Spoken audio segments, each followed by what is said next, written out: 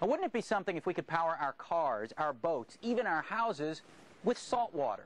That would make a darn good story, don't you think? Well, I've come out to Florida's West Coast to see if it could be a reality. When I visited John, Kansas earlier this year, I wanted to talk about his work trying to find a cure for cancer. But before we got down to business, he wanted to show me something else that his machine can do. I scooped up some salt water from the canal behind his home and brought it into his garage where his radio frequency machine sits. So I'm just going to take this water. How much do you want me to pour in? All the way up. All the way up to the top, okay. He grabbed a paper towel and put it in the test tube to act like a candle wick. So all that's in this test tube right now is the salt water I just took from your backyard. Right.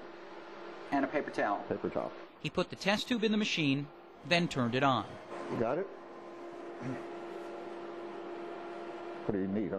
The paper towel amazingly didn't burn. Kansas says in these experiments the flame reaches a temperature around 3,000 degrees Fahrenheit. You see the bubbles boiling at the top of the water as it comes down. He performed the same experiment 2 more times without the paper towel to show that the salt water can burn without anything else in the test tube. The white there, see the steam coming out? Kansas has shown the experiment to a handful of scientists around the country who claim they're baffled at watching salt water ignite. A chemist told Kansas that the energy released is in fact hydrogen, that the heat breaks down the hydrogen-oxygen bond in the water. You could then take plain salt water out of the sea and put it in containers and produce a violent flame that could heat generators that do make electricity or provide other forms of energy. May 16, 2007. Engineers working with Kansas and Erie, Pennsylvania are trying to harness the energy.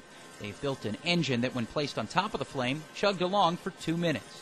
Kansas admits all this excitement was a stroke of luck. Someone who witnessed his work on the cancer front asked him if perhaps the machine could be used for desalinization. This was just an experiment to try to see whether I could heat salt water. Instead of getting heat, I got fire. So could this become an alternative source to creating power?